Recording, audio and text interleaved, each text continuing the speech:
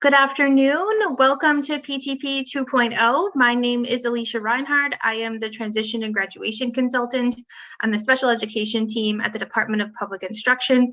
I also have the privilege of serving of the TIG Grant Director. I am joined today with my co-host, Jenny Jacobs, and I'm going to let her introduce herself. Good afternoon. I'm Jenny Jacobs. I'm the Indicator 14 statewide coordinator and the Eastern Regional Coordinator. So I cover all of CESA 7. And I'm based out of Chilton. Thanks so much, Jenny. We are going to spend the next 90 minutes with you reviewing PTP 2.0. The department was excited to release our new enhanced version of the PTP last week, Friday, and we're so thankful that so many of you could join us this afternoon to hear about those changes. Some things will look different and some things will look pretty much the same. So we're going to spend most of the afternoon kind of going through those details. Jenny has dropped a link to our slide deck for today so that you can have all the links and resources, screenshots if you would like to share with other staff who you might be training on the changes in the PTP as well. Before we get started, just some background and context on why we updated the PTP. What is PTP 2.0? Essentially, the Postsecondary Transition Plan, or the PTP, is actually one of the oldest online applications that we have at the department.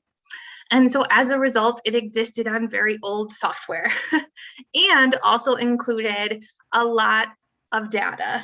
If you can think about it, over the last, what has it been, 8 or 9 years, and all the PTPs that have been created in that time, it all sits in the one application. So that often resulted in the PTP being slow and having some bugs and not working so well. And so the main purpose behind the rewrite was to help the application function better, have it be written and supported by newer and better technology on the backside of the application. And then also we took it as a great opportunity to sort of update a few things and provide some enhancements that we have been looking to have for a long time. And we're excited to show you all. So first, visually, it does look quite a bit different. When you log into the PTP application, this is what you will see as your landing page. There are new titles across the top. We have this blue bar here. The titles that you will see across the top on your blue bar will depend on your user role or your security role within the application. Most often, you're going to be clicking this Manage PTPs drop-down menu. That's where you will start a new PTP and manage in-process PTPs. Just a reminder to anyone on with us today, if you could mute while we're presenting, that would be great. Let's see, what else would we find in the Manage PTPs menu? If you have started a PTP but have not locked it, you will find it here. You will also find in-process PTPs here under Finish in-process PTPs. And I see that I should be clicking because we have some nice visuals here of how these drop-down menus work. So you'll see that we have Create New PTP, Finish in-process PTPs, those are unsubmitted or unlocked. And then Revise a submitted PTP would be where you would go to make any changes to a PTP or to make annual revisions at the annual IEP meeting as well. All right, next slide is for Jenny. So as long as I have everyone as part of the audience, I just wanted to take a reminder that there are 3 types of student situations in which you use the Create New PTP. It's always when it's a brand new PTP for a student. So when a student is just turning 14 and it's the first time that you'll have a PTP in the application. Next is if you have a transfer to your district, because the PTP does not allow the document itself to transfer between districts. So you'll get the hard copy, but then you'll have to enter it into your district system. And then when you have a new initial IEP meeting for a student who's over the age of 14. So in all other situations, you want to use the Revise a Submitted PTP link to make changes to the PTP that's already in the application, so that you have all that other background information from the former PTP as moving forward.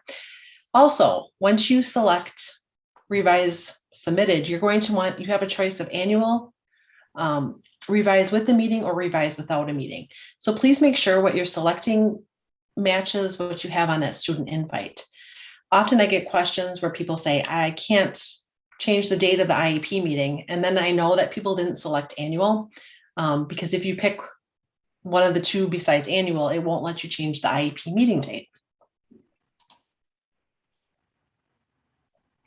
So it's really cool that the steps in the PTP have shortened from 20 down to 13.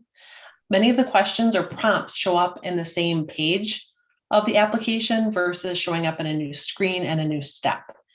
So here's our list. We have plan setup, student exit, IEP meeting, transition assessment, education training goal, employment, living skills, annual goals, objectives, transition services, outside agency, course of study, transfer of rights, and then the finish submit. So once you see that your PTP is to step 13, you'll know that you'll have all of your steps completed. So to begin the PTP process, you will select the school in which the student is enrolled before searching for the student. So it's the same process as the previous version of the PTP, but just with a new look. So the next screen has you find the student by either entering the WISE ID or the student's last name, first name, and date of birth. So in this example, the student is Jane Smith. So if this is the correct student with this date of birth and the WISE ID, I would click on the checkbox next to her name, and then I would be able to move forward. If I can't find the student, I will click on that Add Student button. That provides the opportunity to bypass the student match. However, just a reminder that that WISE ID must be successfully matched to that PTP before you can submit it to DPI. So then on this screen, if you are in a situation in which you need to create a PTP with no WISE ID, so here I created one for myself, you'll click that Add Student Bypass lookup on the previous screen, which will then allow this pop up where you can add the student name and birth date and save. But again, you need to make that WISE ID match before submitting. Thanks. One thing I'll add too for school districts, because this is always a pattern at the beginning of the school year as we have students who move between school districts, is a reminder that the edit student report available to the director or designee security role can add a WISE ID on their own now. So you no longer need to be only using that matching tool or contacting a TIG coordinator or myself if you cannot get a PTP to match. If you have the WISE ID, which a lot of times districts do when records transfer, you are able to update that right within the PTP application. Step 2 is the student exit question. Here we ask, will the student be exiting school because of graduation or exceeding the age of eligibility for a free and appropriate public education? At the conclusion of the current academic year. If you click no, the student is not exiting this year, you'll move on to step 3. If you click yes, the student will be exiting at the conclusion of the current academic school year. A pop-up window will appear for more information, which we'll see on the next slide. This is out of order from the last PTP, but we felt was kind of important to be thinking about as an IEP team at the beginning of writing a PTP is the student exiting, and so that was kind of the purpose behind the switch. So if you click yes that the student is exiting at the end of the school year, you will be asked to enter information for parent email, phone number, as well as the student contact information. Another reminder you'll see above is this blue box where it talks about when a student exits from FAPE, that a summary of performance or the SOP must be completed. The box explains the requirement of completing the SOP, and then again, prompts for this contact information. A bonus about filling this in is that this information generates a report for school districts when they are then participating in the Indicator 14 post-school outcome survey and need contact information for their former students. A lot of times as our students are leaving high school, they get new contact information. They're not using their school email anymore. They may be using a college email, or they may be using a personal email, or have a new cell phone number. And so this information is often more up to date than is found in a school information system at your local district.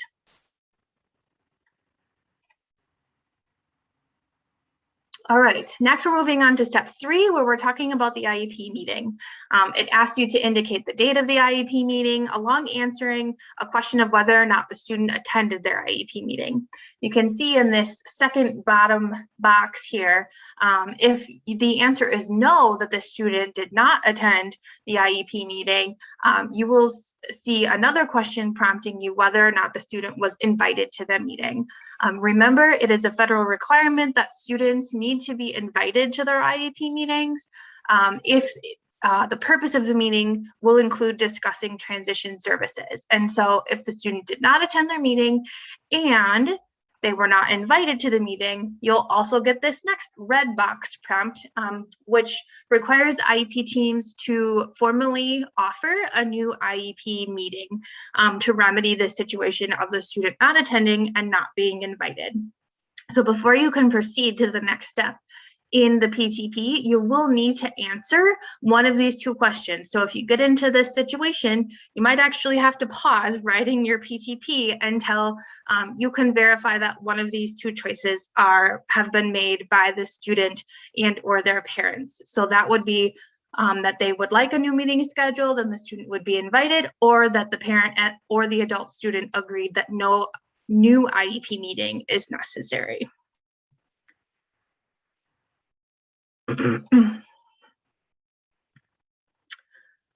And then finally, a new enhancement that we'll look at a little bit closer in some of the following slides is our best practices button, which you can see up at our top screenshot there. It's a green button, includes reflection questions for IEP teams to make sure that they are developing a robust PTP that is also responsive to the student's culture and family and values. And so in this step, you can see some of the things that they're asking the IEP team to consider is how well the family understands the transition process, the student self-advocacy skills, the relationship students feel to their teachers and school community, and then what connections does the family have to their culture and to their community.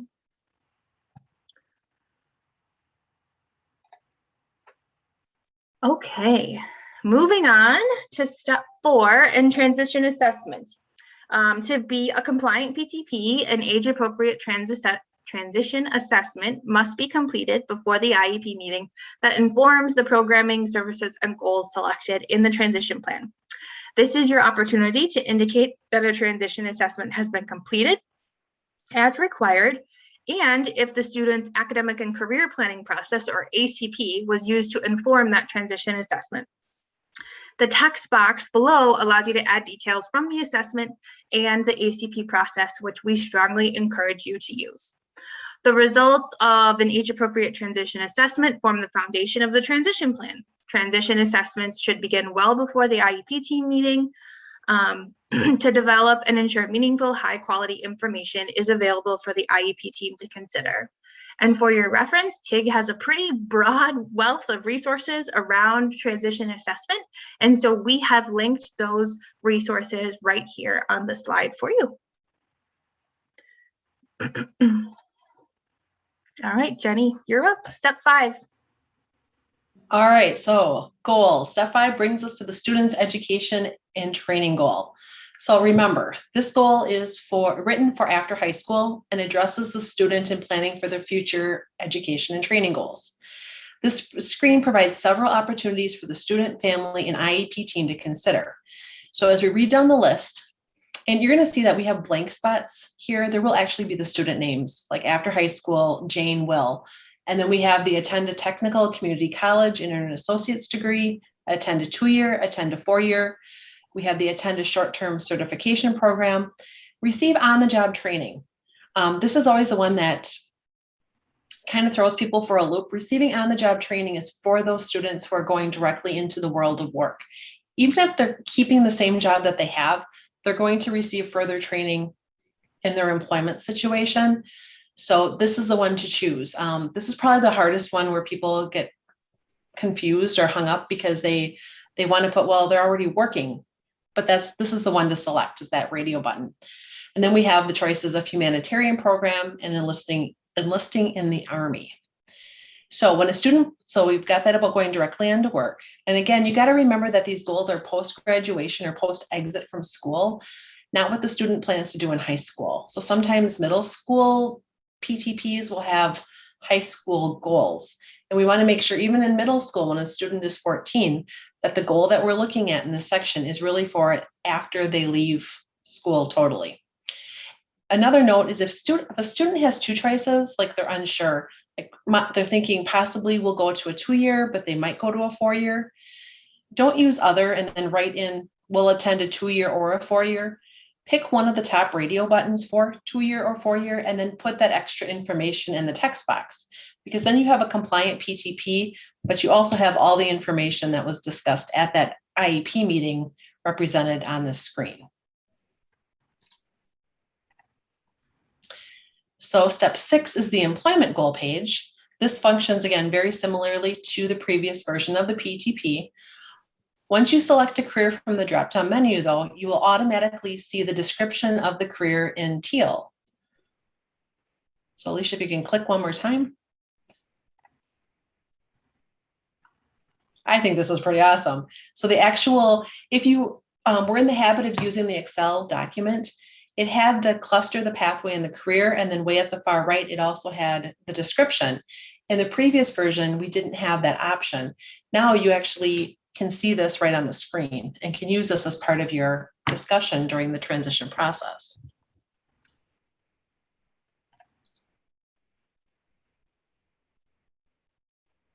So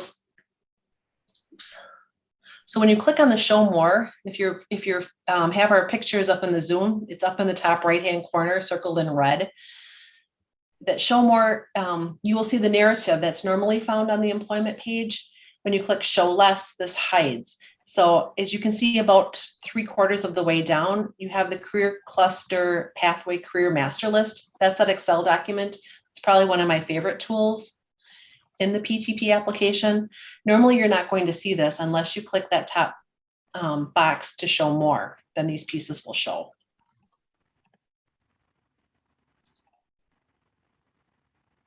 So again, the additional information text boxes have an updated look, but function the same. So just an FYI, if you can see in the blue buttons underneath the text box, they look a little different than what we found in the previous version. This includes prior, so going back a page, saving, undoing, so erasing what you've currently done, and then moving on to next. So those are sort of your function buttons to move within the application itself. So step 7 is the independent living skills page. So writing an independent living goal is optional in the PTP process, determined by the IEP team. And there are no changes in the function of this section. So if a goal is needed, then you'll add the living skill on here. We do have our TIG resource that I will drop in the chat. Because that definitely can help, because a lot of times this area gets skipped depending on the students, usually on their disability category, and really it should be addressed by the IEP team at every PTP discussion as to whether or not a student has goal needs in this area.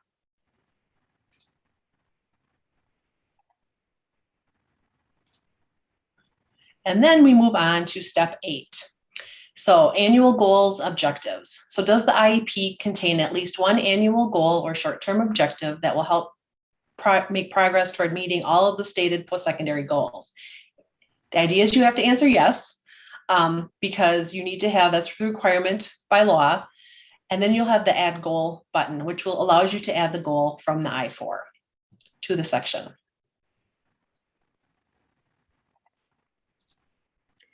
Okay, so We've gone through about maybe half of the steps, a little less than half. And so we're just wanting to pause and see what questions have come up for folks in the slides that we've already gone through.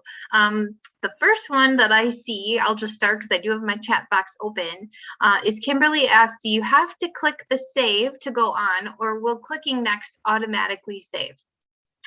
Clicking next should save. When you might want to use save is if you're working on a PTP page that's taking longer. So for example, maybe you have the PTP open during an IEP meeting and you're discussing transition services. The PTP does have a timeout function. After 10 minutes, you'll get a little warning box. And then after 20 minutes, you will be logged out. And if you haven't saved the exact page you were on, and the most recent change, you might lose some of that if you get logged out. So that might be the only time I might find it important to make sure you're saving. Other than that, if you've entered things and are clicking on to the next step, it should auto save for you. But we do have the functionality to use in both ways within the application. What other questions have folks added?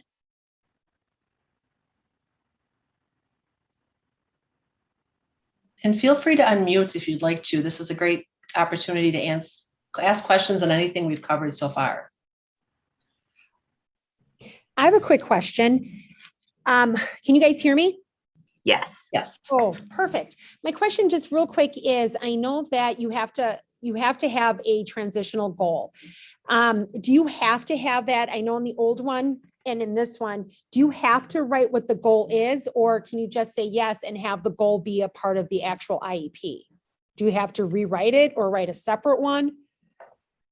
So I believe you're referencing the annual IEP step where you're needing to reference if there's an annual IEP goal supporting the transition goals. Am I understanding that correctly?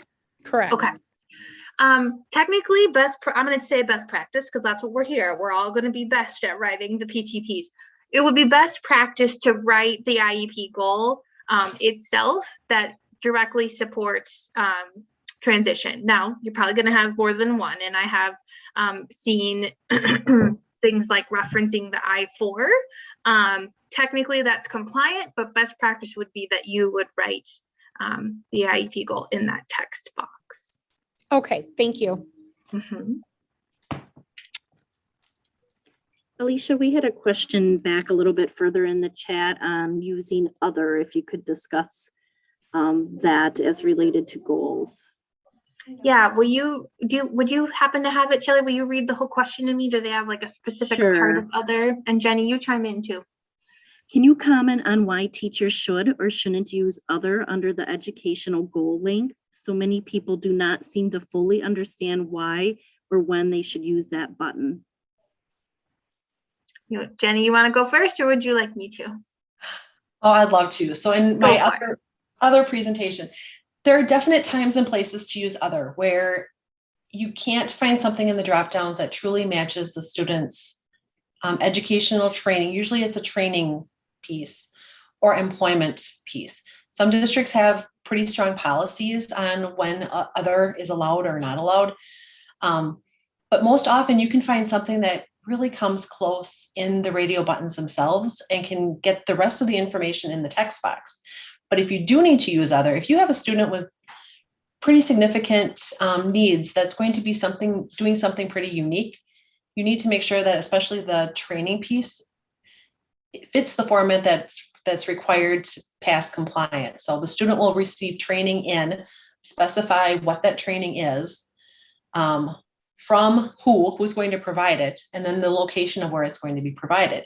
If you have all of those pieces, you've got, you really can see where that student is going and what kind of training they're going to get down the road. You can't just give a location, because a location wouldn't tell us like what kind of training do they need to meet their employment goal. Same thing with employment goals. There are times where I see things that are very unique. I know I cover Washington Island, and a lot of times, and I can't even think of what they call the person, but the person that operates the ferry coming back and forth from the island to the mainland, that is definitely a major career goal for some of their students.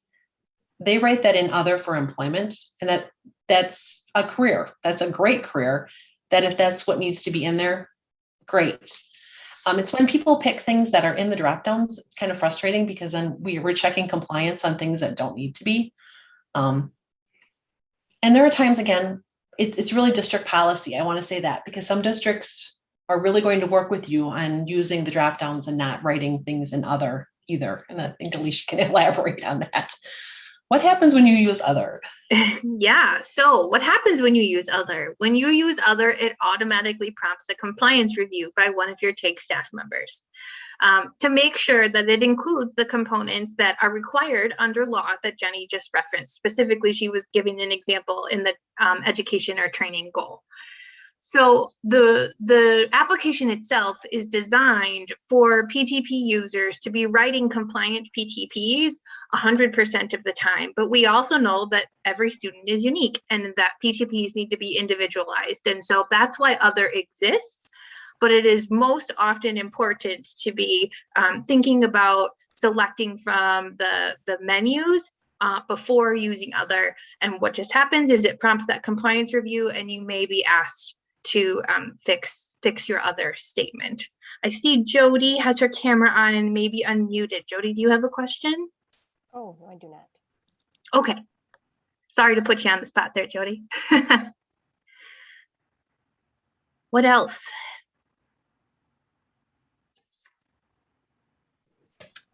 Hey, Will Jenny, there be it's Shelley. Oh, sorry.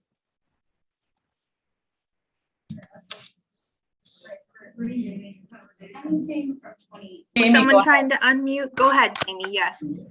I'm trying. Okay. I was just wondering if you're going to have examples available on your website or something that we could have our teachers look at it, especially our new teachers that are coming into the district. Examples of PTP goals? Is that what you're asking? Well, no, like examples of PTPs. So this is what a compliant PTP looks like. I can pull this up and like director, this is what it looks like.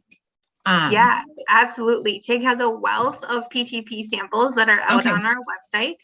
We'll share some of those resources maybe towards the end. In addition, we have many new trainings coming up in September and October for new and emergency licensed special education teachers. I would highly recommend that teachers in your district check out that training. We will go through an entire day's worth of information about writing not just compliant PTPs, but best practice PTPs. Perfect. Thank you. Hey, Jenny, this is Shelley. Yes. Hi. As far as the goals on the PTP, we weren't entering those for like the longest time because we were told not to. Are we going back to that way now? I believe the last time I checked, Alicia, is that correct? You have to enter the goal in order to proceed past that page. That was still in the test environment, and so I don't know for sure until we go into the demo. Yeah, we've had so many PTP conversations these days. My brain is a little fuzzy. You need to enter something. Okay. You need to enter something No, in that edition. Tried, and you do have to enter a goal. We tried a sample one. Oh, did Great. you? Okay. Thank you. See, we're learning together. Way to It's go, a brand new Jim. application. And you really want to Okay. make sure it's the goal and not see like a certain page of the IEP, because when it's reviewed for compliance, they can't verify that. So it's actually going to have to be a goal from the IEP itself. Okay. Just wanted to make sure that that was changing back. I think your other question, you can start your PTP before the IEP meeting. I checked that function out just a little while ago. So that's been fixed. But it should not be after the fact. Shouldn't be. Okay. Unless you're doing, I mean, it would be unless you're doing a paper copy. But ideally you'd want the person to be in the system before the start of the IEP meeting. Perfect. Thank you. Shelley, do you see any other questions? We did have a question about moving students, if you can move a whole group of students, for example, to the middle school, to the high school. Yeah, absolutely. So the move student function does function a little bit differently because it is so new. We're still kind of getting our technical assistance videos and things out to you all. And so we will be releasing those really soon. Like I'm pretty sure Jenny's recording videos tomorrow. But the move student does work a bit differently.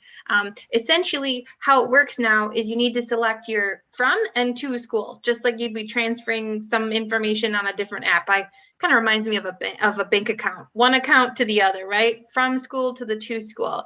And from there, it should generate a list of students. And you should have functions to click on individual students. You can select all to click a whole group of students, and then you literally click and drag. And you can do the same for individual students. And so you can move groups of students back and forth that way. Any other One pieces we may have missed? Yeah, go ahead, Shelley. One last question. A question on the demo site did come up, and Jenny did respond to that we'll be getting to that. The last question we have in the chat is, will you be giving some examples as to how much detail and what specifically are looking for in the cultural community relationship to teachers section? I might need a little more explanation on that question. If the user or a participant who entered it, if they feel comfortable unmuting or adding some more details, I'm not quite sure which section you might be looking at. I'm looking at the section that you said that you had to put something about how the parents are connected to the community. Is it culturally appropriate? Does the student have a good relationships to the students? That section. So I'm not sure if there's something, how much detail you're looking for, or exactly what. I mean, yeah. So yeah, thank you. That clarifies a lot. Thank you. So, and I think we have slides coming up that have more specifics, but I was actually referencing in the old PTP, we used to have this blue button that was like magic that TIG considered, called the Learn More section. And it could be where you would find resources and more information about what goes in this page of the PTP. How do I answer this question? And resources to make sure that you really are writing a best practice PTP. We've changed that a little bit. Now we have a compliance button and a best practice button. And where I was mentioning family culture and relationships was part of the best practice buttons now include prompt questions for IEP teams to consider when they're writing a PTP. Just making sure that they're thinking about how the student's family and culture and values are included in the transition planning process. It is not required, however, to answer any of those questions or to put anything in about it. It's just a matter of prompting best practice and conversation for the IEP team. So we will look at what those buttons look like when you open them in a second. Perfect. That helps. Okay. Thank you. That makes total sense. Yeah, you're welcome. Can I speak to the moving students? This is Amy Masikin from Green Bay. Yes, please. I did that already, and you don't have to drag. Once you click on the student, it automatically goes to the to box. However, What I was finding was, because Green Bay has a lot of schools that I had to transfer kids to, the site would freeze. And then everything that I transferred over froze, and I had to log out, log back in, and start all over. So I could go like maybe one school, maybe two if I was lucky, and then I would have to start over. So just an FYI, if you have a bigger school and you're moving kids, you might want to only do like a chunk and then log out, log back in, and do it again. But it was a really easy process. It just, being new, it froze a lot. So Do you think, Amy, that you were on that screen for that 20 minutes and it was timing out on you? It could have been, but it seems like sometimes it would be really random, like I would just be starting and then it would freeze and then I would start over. Okay. But, maybe I was on it for the 20 minutes and I didn't realize that time flew so fast, but it was just a little frustrating, but an easy process to do. Just a little different. Thanks, Amy. You're We welcome. really appreciate that feedback, Amy. We actually were fixing bugs in the Move Student tool about an hour ago. So like I said, the application is due. We all have kinks and growing pains. And so if you are finding those things, please let us know either by emailing me or email your local TIG coordinator so we can get those fixed.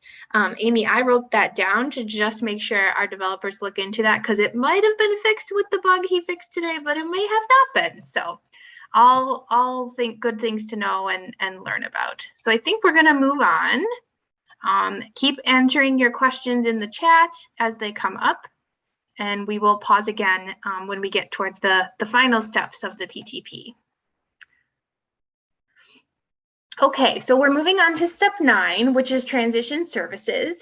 At the beginning of the transition services page, you need to answer if it is the initial PTP for the student, and then if the student will be graduating or exiting at the end of the school year.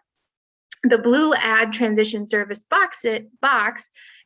button is found below the text box, I should say. So this blue Add Transition Service is how you add transition services to the plan. The view of the services page is much easier to follow when you are creating an annual PTP that was previously submitted. You can actually edit transition services that were previously in the plan. And if they were completed, you can check a box and then you will see which transition services were completed in the previous year. Let's see. If parents or other IEP team members want transition services added, but after discussion at the IEP team meeting that the team feels like they're not needed, you can also select a box that identifies that the service was considered but not needed, and a checkbox would appear under that column. A reminder that at least one transition service must be provided each year for a PTP to be compliant. So it is important when you are doing an annual PTP that you look at the previous year's services and edit at least one service to make sure that that completed check shows up. We do have a quick question, Alicia, just while we're here. Is there a best practice as to how many of these services should be added?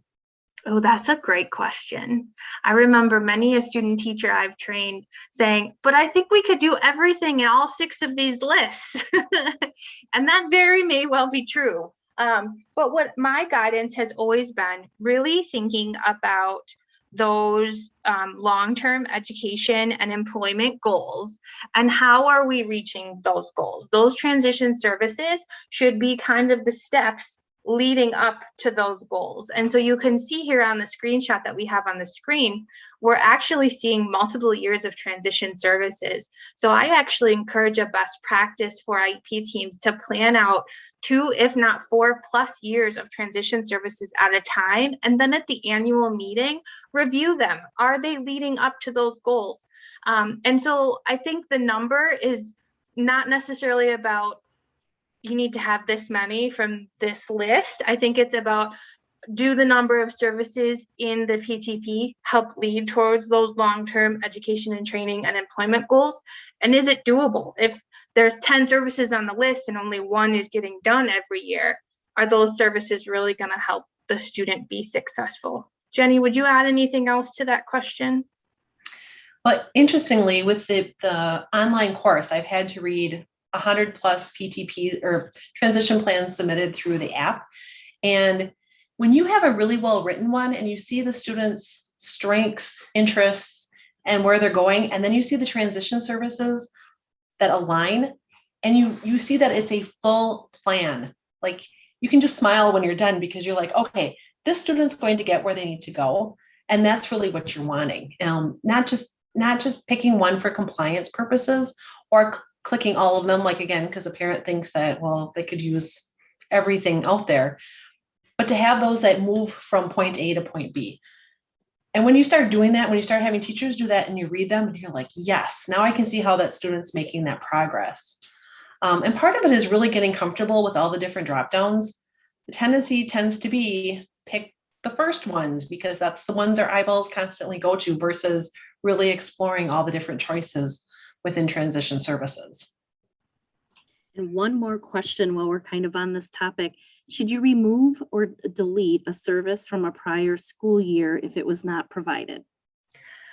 I would have a discussion with the IEP team about that. I think the team should decide whether or not that service is still needed, maybe why it wasn't provided, maybe it was COVID and we couldn't provide the service, or maybe it was that the student has changed their employment goal or something to that effect. So I think a discussion should really happen about those services were not provided, and maybe it's deleted, maybe it's moved to the next year.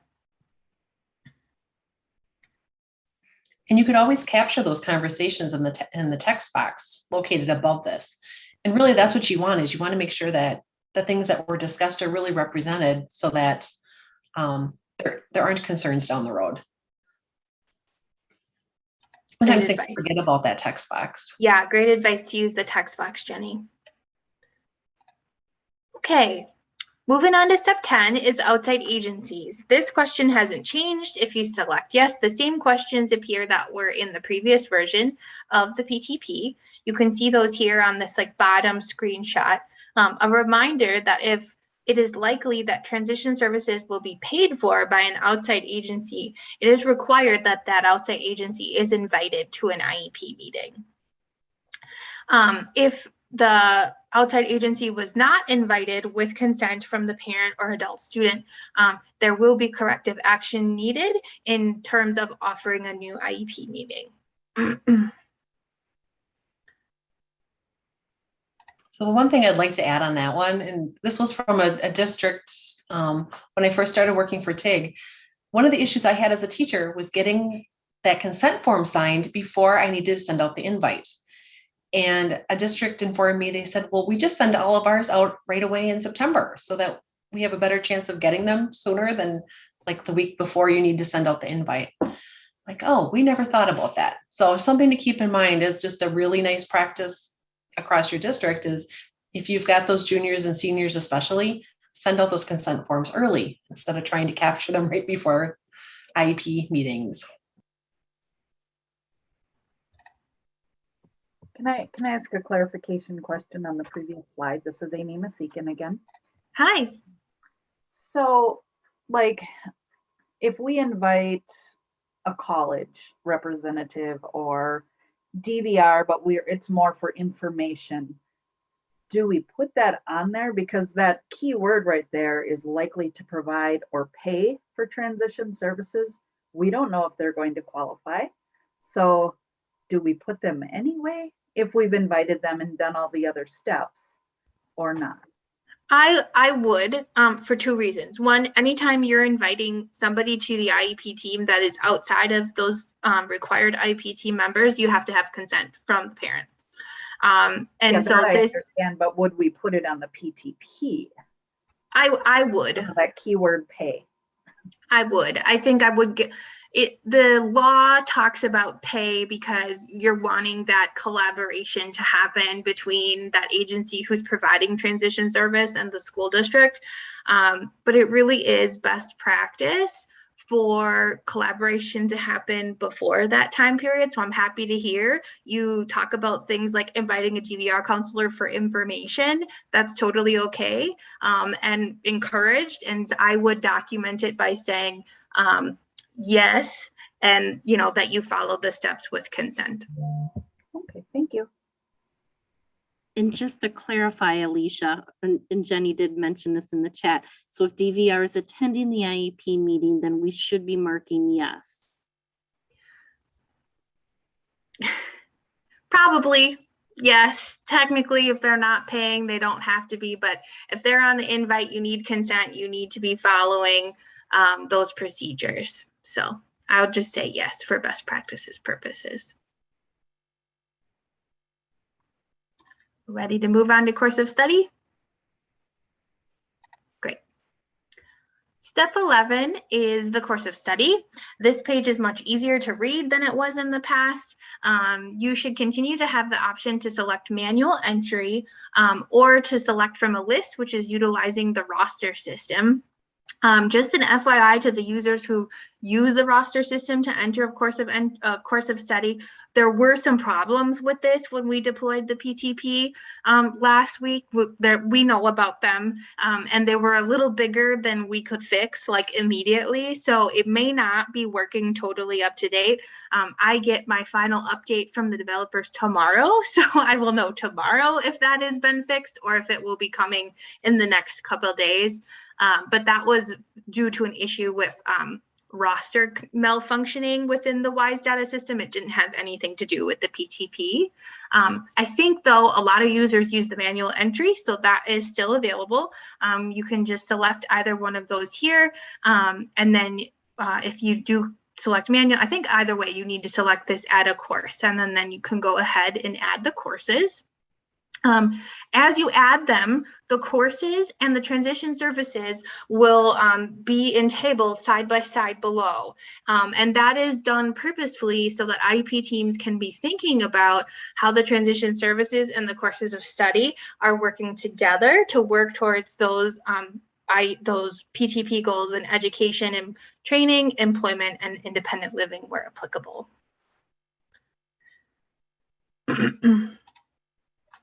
Excuse me for a second, just gonna get a drink of water. Step 12 is where the IEP documents the transfer of rights information provided to the student and the parent. So here you need to answer a question of whether or not the student will reach their 17th birthday during the time frame of the IEP, so during the IEP year. If you answer yes, the IEP team needs to specify how the student and parents have been informed of the rights which will transfer to the student when they become a legal adult if no legal guardian was appointed. And so that prompts us to have a few minutes to just talk about how do we provide that information. Well, DPI has sample forms that can be used to do that. So the sample forms are the M6, 7, and 8. The M6 is designed to be discussed with both the student and the parent in person at the IEP meeting in the year that the student will turn 17. So if you're going to answer yes to that question, you should be using the M6 in that IEP meeting to talk about that transfer of rights. When I was the transition coordinator, this was also the time that I provided resources and information on the spectrum of decision-making options for students as they approached reaching age of majority or turning a legal adult at age 18. Specifically, the forms, you provide them at the meeting, and then it's best practice for them to attach the parent's version of the form to the IEP and to send the M6 for the student in the mail. I see someone in the chat right now is asking where the forms are. If you have the slide deck open, they are linked right here on the sample forms. And then suggested use will open the directions on how to complete them. So feel free to click those. They can also be found at DPI sample forms if you're familiar with that directory. The district must inform both the adult student and their parents of the transfer of rights. So that's when the M7 and the M8 come in, when the student actually turns 18. So M6, it says, hey, turning 18 is coming up. We're going to provide information for you on decision-making options if that's needed in your case. And now the student has reached their 18th birthday. It's time to use the M7 and the M8. Adult students must be notified of the transfer of rights when they reach age 18. For record-keeping purposes, DPI recommends sending the M7 and the M8 on the student's 18th birthday. If the district chooses, the M7 and M8 can also be sent along with the first notice applicable to the student after their 18th birthday. So student turns 18 on December 1st, but the first communication that the family and student get about their IEP comes on December 15th. You could send it then as well, but it's best practice to send it out when the student turns 18. A lot of districts have processes to just automatically make that happen. So the M7 and M8 forms are not required to be provided at an IEP meeting or included in the IEP. They're just considered additional notices that are sent directly to the student and parents' addresses. In most cases, those are usually the same address. Even though that educational rights transfer to an adult student, the parents of an adult student who continue to be financially dependent on their parents, those parents can continue to have access to the pupil's records, including their IEP meeting and invitations and paperwork. Unless the adult student notifies the school in writing, this information may not be shared with parents without the student's permission. So let me pause there and repeat that because I just blurted a lot of words out. So our student turned 18 on December 1st, and now it's February 15th, and we're going to have the annual IEP. Do you send the invite to just the student or the student and their parents?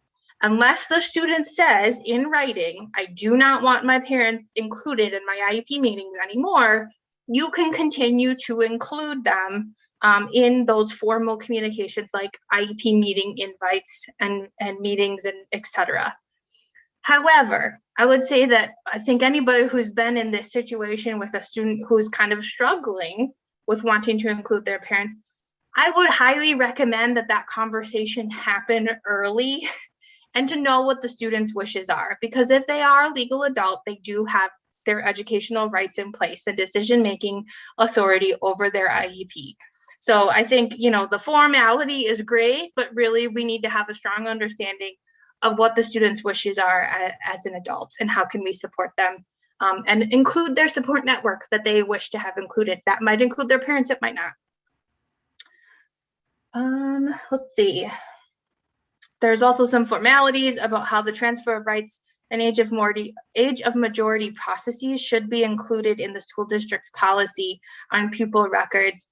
If you're not a director, don't worry about that, but it does need to be a policy in your school district. So I talked a lot about formal forms and things we need to do when we reach the transfer of rights and age of majority. But really, I feel like the most important part of that conversation is helping a student and family understand what decision-making options are available to them if they feel like that is right for them. So this graphic from our partners at the Board for People with Developmental Disabilities shows the spectrum of decision-making options available to students and families.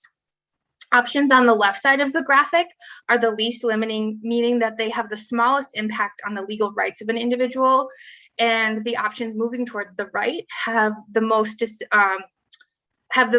impact on legal rights of an individual and are more limiting up to full guardianship.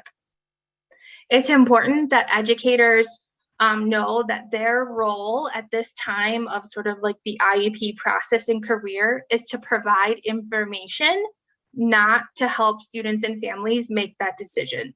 You are not legal counsel. You are not there to provide your opinion and what you think you should, the student and family should choose in terms of decision-making options. It's an educator's responsibility to provide the options available and resources about those options and supports that can talk to families and students about those options. And then the family and the student make those decisions for themselves. And I believe, Jenny, how are we doing on time? Are we gonna watch this video? Well, we're good, but there's a couple questions that fit with this topic. So if you could address those, I think that would be great. Absolutely. So Gail asked, what if a student says verbally they don't want their parents invited? Technically in statute, it needs to be written. Like I said, best practice is to have a clear understanding of what your student wants. And I would, you know, have a conversation and work that out. And if that's truly what they wish, they should write it down on a piece of paper. Okay, then a couple questions regarding the paperwork. So first, the M7 and M8 be emailed to the student or parent? I believe so. I would need to double check the direction. So I would just double check that in those suggested use link. I believe so, that because that forms can be emailed. And then can you just re-clarify about, can the M7 and M8 be given out at the annual meeting instead of the birthday? If the annual meeting is after the birthday, yes. If the annual meeting is before, no, because what those forms are identifying is that the student has turned 18 and now their educational rights have transferred to them as a legal adult. And so that's kind of why it hinges on that 18th birthday. So we do have that exception if, you know, if the annual meeting is December 15th and the student turned 18 on December 1st, you can give it out at the annual meeting. It's best practice to just mail them on the student's 18th birthday. Okay, so our video is, I believe, 6 minutes long. It is linked in the PowerPoint that everybody received. And I'll resend this out again. We'll send the PowerPoint and a copy of the recording to everybody that was signed up for tonight's session. I think maybe we will skip this because I fear that we might have a lot more questions at the end, but please take the time. This video is brand new from the BPDD, and it's amazing to hear actual students talk about their process with supported decision-making versus guardianship and how close things can happen. So please take the time to watch it when you get a chance. Yes, absolutely. I'll just echo Jenny's thoughts. If you are a new teacher or even just a teacher who's still learning and doesn't know a lot about supported decision-making or the decision-making options available to students, please seek out information from the board, from this PowerPoint, from resources that DPI has. It's a really important conversation and obviously has been pretty strongly in the news with some pretty high profile people in situations. Britney Spears, if anyone's interested in situations where, you know, their legal rights have been impacted by these kinds of agreements. And so I think this video really talks about some great options for families and how that process has gone for them with their legal adults. All right, I think we're gonna move. You're watching the self-determination. We're not gonna watch that video. Okay, is this mine? Yes, it is my slide. Step 13 is the final step and allows you to lock or view and print the PTP. This looks a little bit different depending on your permissions and security role within the PTP. If you have the ability to submit a PTP within your district, meaning that you have a director or designee role, you will also see another button, I believe it's like a goldenrod color, that shows up that says submit the PTP to DPI. Otherwise, if you are just a PTP user, you could lock the PTP, and once you click lock, then the view and print would be how you might print or upload the PDF of the I-8 form to be attached right to your IEP document. Make sure you click the lock or your PTP document, the I-8, will have a red draft watermark on it. And that is for the purposes of once the PTP is locked, it is considered final and part of the IEP and cannot be changed unless an IEP meeting is held or a change to an IEP without a meeting process is initiated.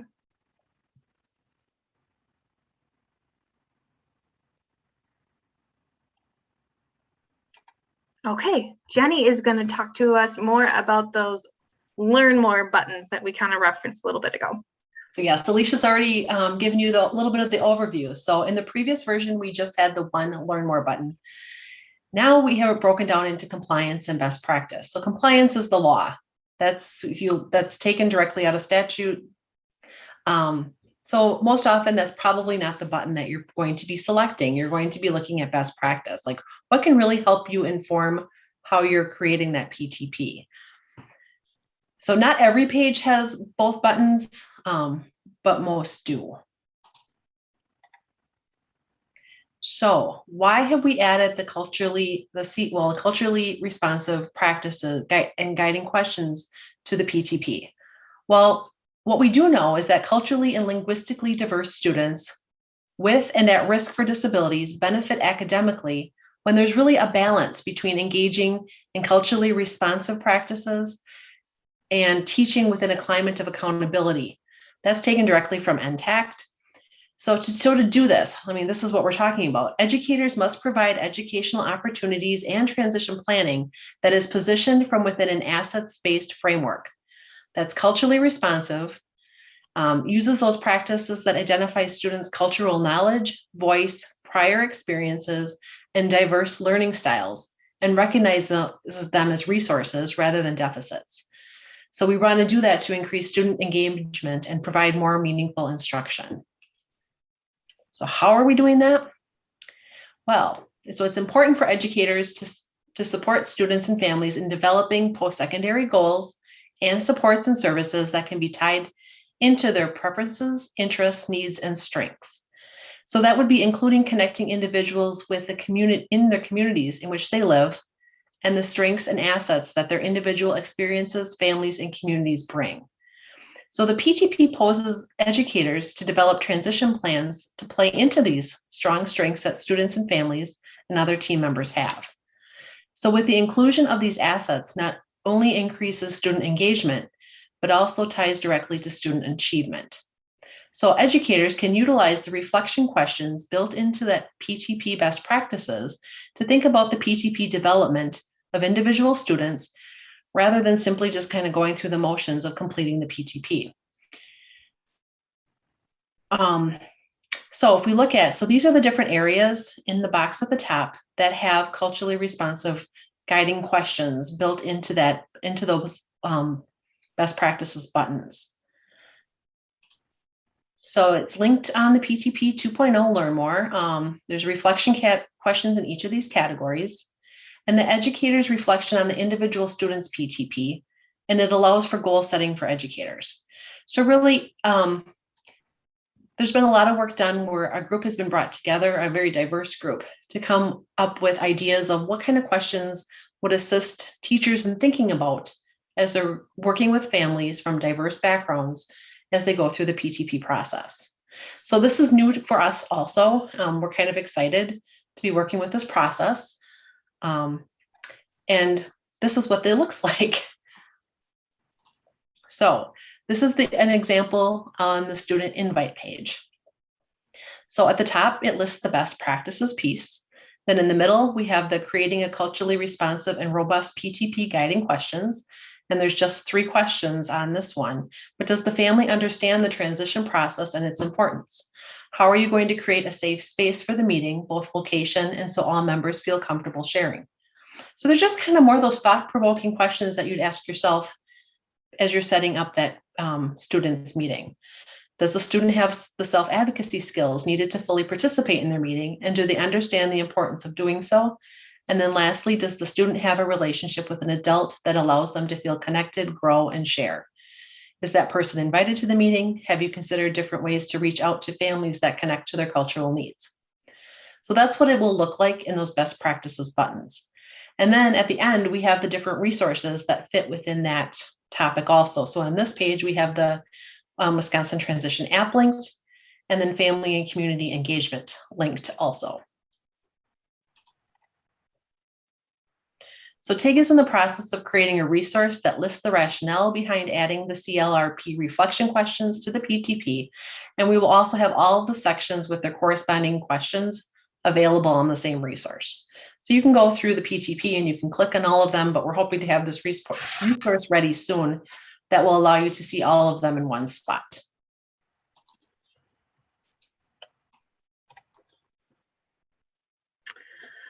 Okay. So the last section of the PTP that you're probably most familiar with that we haven't yet covered is the reports. So this is the section of the PTP that probably has the most work left on it and has experienced probably some of the most significant changes. Within the next 2 weeks, all of the reports will be up and functioning for the most part. The one specifically that you might not see yet, this screenshot is a little old. So I think if you were to click on the reports drop down button right now, you probably wouldn't even see the other text report.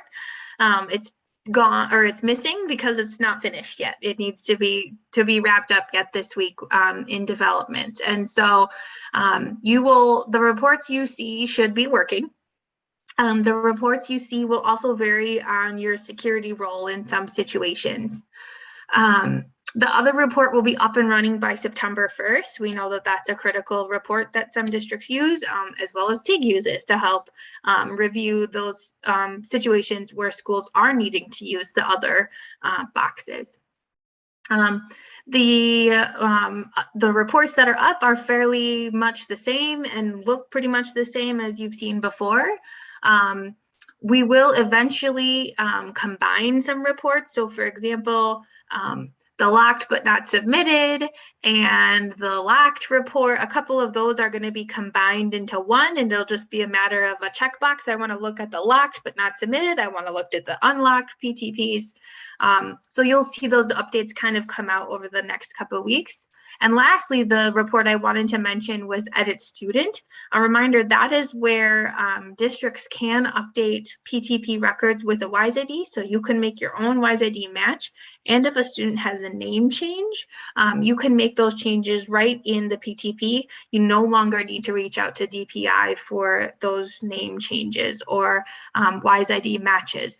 there is an offhand case where you don't have a WISE ID and you can't get a PTP to match. And if that situation does arise, DPI can still make manual matches for school districts, but this should help alleviate a lot of those issues that come up with PTPs without WISE IDs, either because students have transferred or they're not matching because a student name has changed, etc.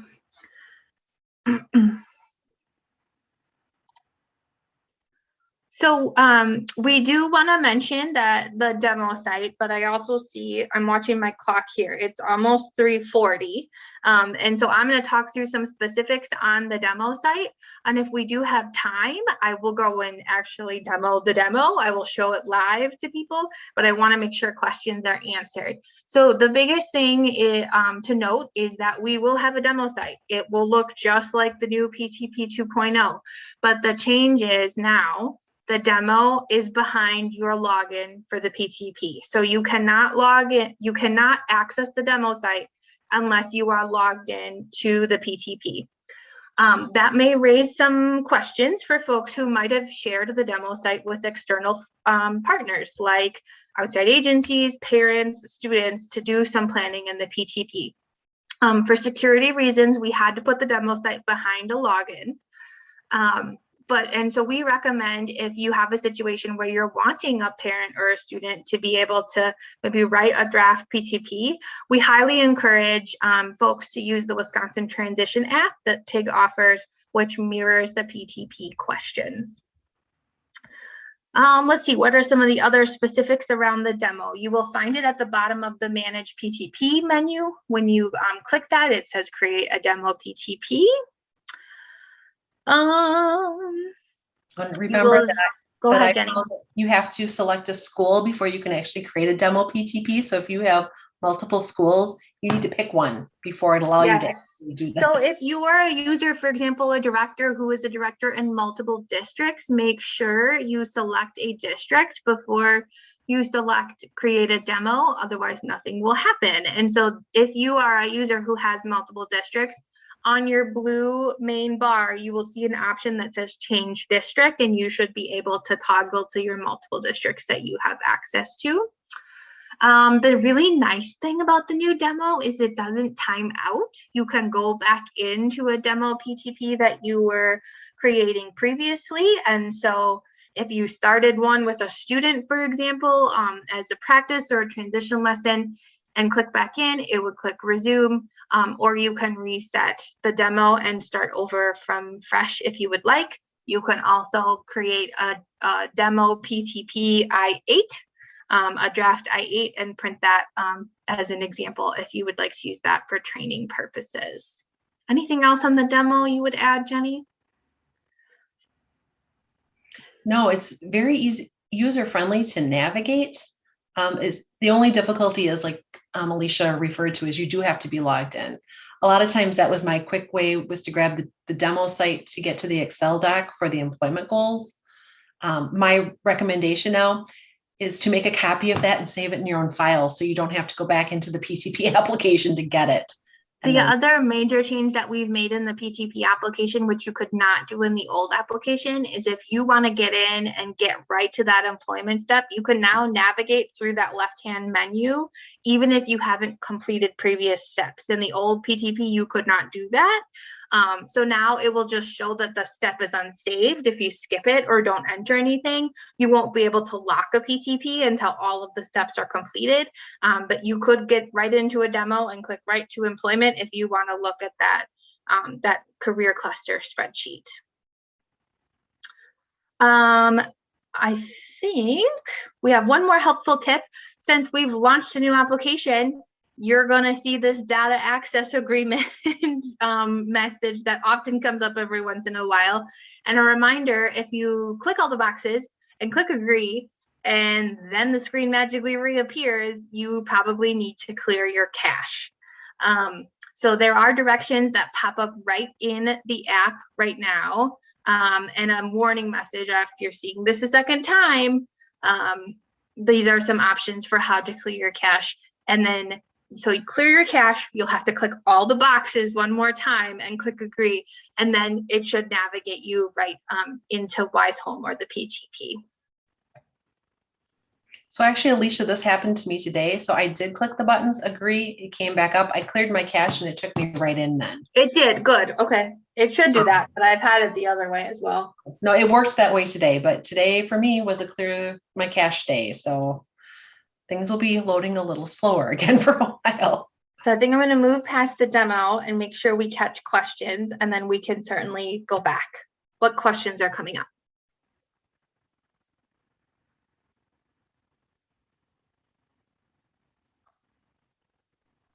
I think we've answered all the ones that are in there. So really right now is a great time for you to either ask questions in the chat or to unmute.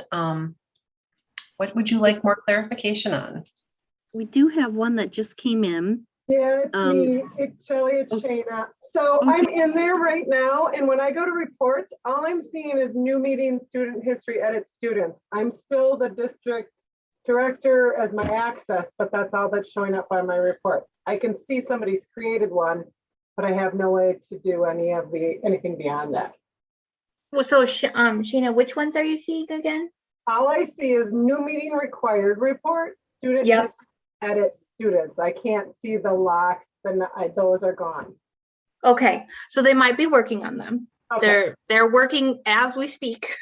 Okay. Minute by minute on wrapping up those details. So you will only see the reports that are available right now.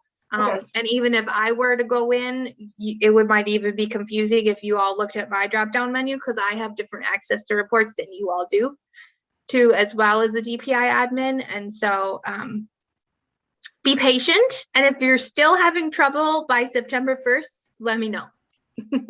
Okay. That's the best. I apologize. That's the best answer I can give. I did have one. I think someone sent me a direct message that I just wanted to make sure we answered. This user said they started a new PTP on an existing student to see what you were talking about. However, it needs to be deleted. How do I do that? So only directors and designees have the ability to delete a PTP, and that is done in the finish in process menu. So you would click finish and in process PTP and find the student, and there should be buttons on the left hand side, and one should say delete the PTP. Along those lines, someone is asking, is there an unlock PTP button for the admin access? I believe there is, Shelley. I mean, technically, once PTPs are locked, they're considered part of the IEP. So they really shouldn't be unlocked. They need to be revised. Was there one before?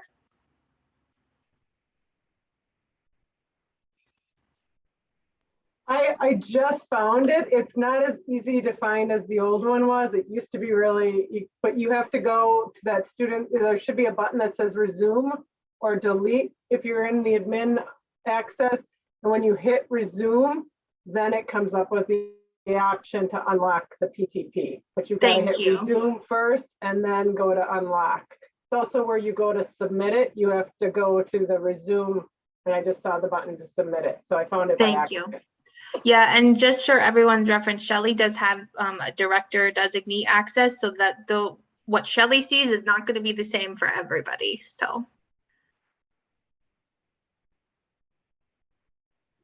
occasionally we'll have a case manager that completes a PTP and they put in a couple of transition services, but they forgot to put it for the next year because it has to cover 2 years to cover the IEP length. Mm-hmm. So that's the only instance we maybe would unlock and then have them put that date in there differently. Is that okay to still do that? Yeah, it should be, as long as the IEP team agreed to those services, like it was just an omission. If you're adding services that weren't discussed at the IEP meeting, I would make sure you're at least making a change without a meeting. Okay. No, using the I-10 form. This is just, they're working on this year and next year, and they just forget to put the date for next year in there. So, okay. And I just think, and another issue is where there's a spelling error, because oftentimes the secretary will catch that and then want to unlock. So we'll have to check out that feature, because that's not something I haven't practiced that without the test site for a little while. So let us know if you have run into issues with that. I got another question in the direct chat. Can you explain the new change that a goal must be typed in on this site? I'm still confused as to if this is where I write my IEP goals, reading behavior, or if I'm not creating a goal specific to transition.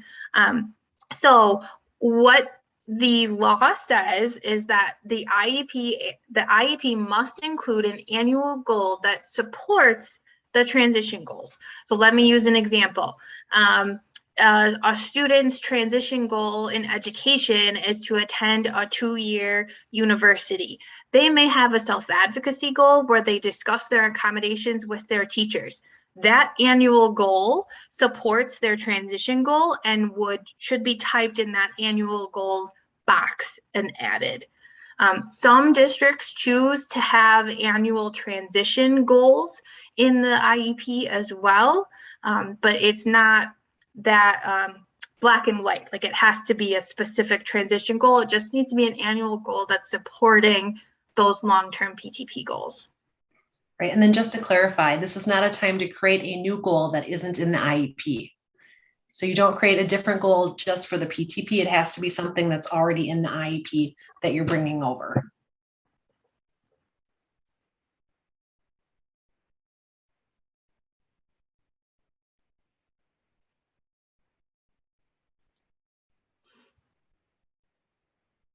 Any other questions outstanding at this point? So maybe we want to advance to the next slide so people can start doing the survey before you start logging off on us. But if you have other questions, please continue to ask them. But we do have our survey. So please take a minute to, we'll put that into the chat so it's easier to grab. Yes, we really appreciate your feedback. Like I said, this is our first training on PTP 2.0, so we would love feedback on things that went well, things that were confusing, because there are many times that we are going to be talking to the field about using the new application. So Jenny should be dropping that in the chat. Just follow that link, and then Jenny will drop the password, which is TIG 96057.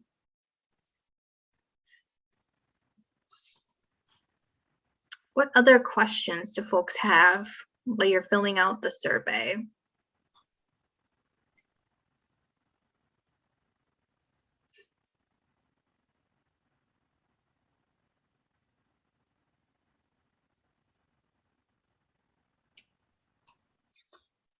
Hoping that quiet means you're all filling out the evaluation.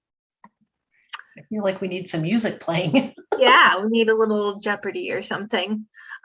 We are here to help you. Feel free to contact us as you start to dig into the new school year and the new PTP. Watch your emails for more updates on things like report enhancements. We do have plans for a new report coming yet sometime this fall that will help districts analyze PTPs and services across buildings and across districts. We're very excited about that report. And we will definitely be cleaning up the kinks that come up in writing a new application as well. So if you're having issues, if something's confusing, if something's not working, please reach out. Don't wait, don't struggle. You should never struggle more than 5 minutes using any DPI application. That's what we're here for. So we have the TIG contact information on the slide here, and we really thank everybody for joining us. We'll stick around for a few minutes if there's more questions. Also a shout out to Shelly, our TIG coordinator in the northern region, who's been helping us with the chat and letting people in. And thanks to Jenny, my co-host. Well, thanks, Alicia. And we do have another question. This was from Becky. It says, we have a question on the outside agency. To clarify, if DVR is invited for best practices, we hit yes, even if they are invited for information purposes. I would, because then you can document that you got consent and invited them. It's a requirement if DVR is going to pay for a transition service. I have a question. Has it ever been looked at, maybe it's not possible, that we'd be able to access a student's PTP that comes to us from another district? Because oftentimes they'll send us a copy of the IEP and they'll forget the PTP. So then we have to do, you know, do a new PTP because we're not able to access the old one. Yeah, no, that is definitely a request that I and many people in the field make every year. Okay. I know some research is happening right now with the department about the possibility of making that happen. The same goes for our other special education applications, but I think the PTP is a little more, it's more detailed and harder to transfer those details and things. It happens over multiple years. Other applications are maybe used once in a student's career as well. I'm thinking of like the preschool transition application. So we are doing some research. The reason it's complicated is we have multiple IEP vendors in Wisconsin. And so we need to get those IEP vendors like Skyward and Infinite Campus to all talk the same language and talk to WISE data and WISE Dash to be able to transfer that information between districts. So it's a conversation. It's not a reality yet, but we're definitely talking about it. Okay, thanks. People ask me that all the time, and I'm like, I keep bringing it up. I would love Like, it. I brought think it up. everyone would love it, right? Yeah. Yeah, for sure. Any other questions coming up? Feel free to unmute if you feel comfortable. Add more things to the chat. We'll stick around. Otherwise, enjoy the rest of your afternoon.